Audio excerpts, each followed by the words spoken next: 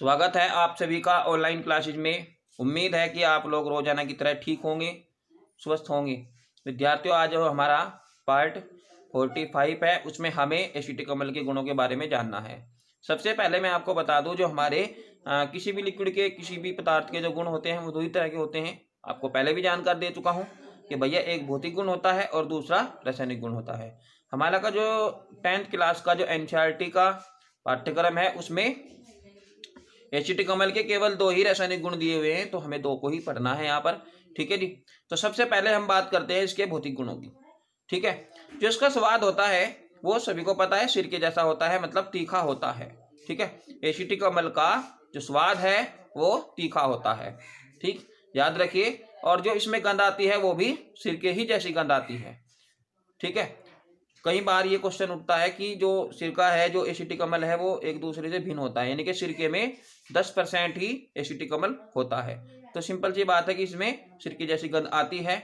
अगर हम इसके क्वथनांक की बात करें, बॉइलिंग पॉइंट की बात करें, तो वो लगभग कितना होता है, 118 डिग्री सेल्सियस के आसपास होता है। और जो इसका हिमांक है, फ्रीजिंग पॉइंट है, फ्रीजिंग पॉइंट की अगर बात करें तो वो लगभग 16.5 डिग्री सेल्सियस होता है। यानी कि एसिटिक एसिड जो होता है, इसका जो बॉइलिंग पॉइंट है, क्वथनांक है, वो लगभग 118 डिग्री सेल्सियस, और इसका जो फ्रीजिंग पॉइंट है लगभग 16.5 डिग्री सेल्सियस होता है। ठीक है। अब बात करते हैं कि जल में घुलनशील है या नहीं। तो ये जल में विलेय है, जल में विलेय है। तो ये हो जाएंगे इसके भौतिक गुण। ठीक है। बहुत आसान होते हैं ये, इनको याद रखना जरा सा भी कठिन नहीं है, आप इनको तुरंत याद कर सकते हो। अब बात आती है इसके रासायनिक गुणों की। तो रासायनिक गुणों में सबसे पहले हम इसको CH3COOH, चूंकि ये अम्ल है। ठीक है। अम्लों में जैसे कि हमने H2SO4 के बारे में, HCl के बारे में एक क्रिया पढ़ी थी, आयनीजेशन, मतलब आयनन, है ना। तो आयनन में क्या होता है, एक पॉजिटिव टूटता है और एक निगेटिव टूटता है, ऐसा ही है ना। बिल्कुल सिंपल भाषा में अगर बात करें तो एक केप पर पॉजिटिव चार्ज। और अम्लों की तो परिभाषा ही यही है कि भैया अगर आपके पास हाइड्रोजन आयन प्राप्त होगा तो क्या होगा, अम्ल होगा।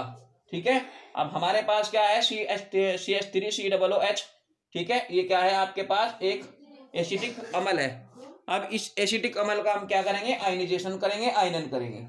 ठीक है। चूंकि ये उत्क्रमणीय अभिक्रिया होगी तो इसको इस तरह के तीर के निशान द्वारा दर्शाएंगे। तो क्या होगा, CH3COO निगेटिव और H पॉजिटिव। यानी कि ये बात किसको शो करती है, ये बात शो करती है जो एसिटिक अम्ल है। ठीक है। ये क्या है, एक तरह का एसिड है, क्योंकि यहाँ हाइड्रोजन आयन प्राप्त होते हैं। ठीक है। तो ये पहला जो रासायनिक गुण है आपके सामने इस तरीके से आप लिख सकते हो। दूसरे पॉइंट की अगर हम बात करें, ये कई बार आया हुआ भी है, सोडियम हाइड्रोक्साइड के साथ क्रिया, NaOH के साथ क्रिया। ठीक है।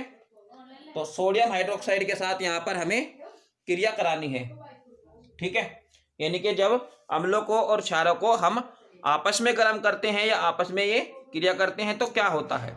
ठीक है। ये ऐसा पूछा गया है क्वेश्चन बोर्ड में, क्या होता है जब एसिटिक अम्ल NaOH के साथ क्रिया करता है। 2 मार्क का ये इतना सा क्वेश्चन पूछा गया है आपके सामने। देखिए कितना आसान है ये। जब हम एसिटिक अम्ल को सिरके के NaOH के साथ गर्म करते हैं तो यहाँ पर क्या होगा, देखिए जरा। ये भी पॉजिटिव टूटेगा, ये भी निगेटिव टूटेगा, वो तो सिंपल ही है भाई। NaOH, Na पॉजिटिव और OH निगेटिव, ऐसे ही ये। ठीक है। CH3COO और H पॉजिटिव। ठीक है। अब क्या होगा यहाँ पर, एक तरीके से ये समझ लीजिए आप, ये इसके साथ जुड़ जाएगा और ये इसके साथ जुड़ जाएगा। ठीक है। मतलब पॉजिटिव निगेटिव वाले के साथ और निगेटिव पॉजिटिव वाले के साथ यहाँ पर स्थानांतरण हो जाएगा, ट्रांसफर हो जाएगा। देखिए जरा कैसे।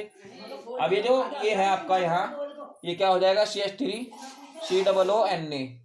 ठीक है जी, और प्लस। अब ये जो OH है और ये H है, इसका क्या होगा, एक H ये है, एक H ये है, तो कितने H हो जाएंगे, 2 H यहाँ पर हो जाएंगे।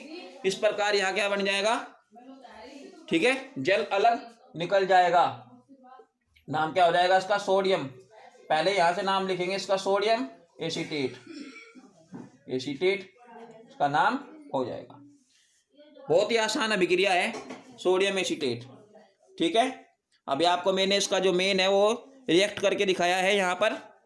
आप बहुत ही आसानी से इस तरीके से समझ सकते हो कि पहले क्या बनेगा, दूसरी बार क्या बनेगा। तो मैंने आपको उदासीनीकरण अभिक्रिया में भी इसके बारे में समझाया था कुछ इसी प्रकार कि अम्ल और क्षार आपस में क्रिया करके क्या बनाते हैं, लवण बनाते हैं। तो ये जो हमारे पास सोडियम एसीटेट है ये भी क्या है, एक तरह से आप कह सकते हो ये भी लवण है। ठीक है, अगर हम विद्यार्थियों इसको जो है धातु के साथ गर्म करें, एथिल एसीटेट सोडियम एसीटेट को यहाँ पर आप प्राप्त कर सकते हो। अगर हम धातु के साथ गर्म करें तो यहाँ पर यही आपको प्राप्त होगा, सोडियम एसीटेट।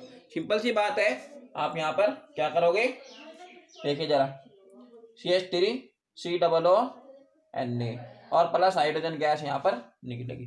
क्योंकि आप अम्लों की जो धातु के साथ क्रिया है उसके आधार पर भी यहाँ लिख सकते हो। भाई सिंपल है, क्या करोगे कि धातुएं जो है अम्लों के साथ क्रिया करके धातु लवण बनाएगी और हाइड्रोजन गैस भी निकालती है। तो यही है यहाँ पर। ठीक है, अणुओं की संख्या बराबर नहीं है, वो कर लोगे आप। कार्बन के 2 हैं यहाँ पर, 1 और ये 2, तो कार्बन के दोनों हो जाएंगे।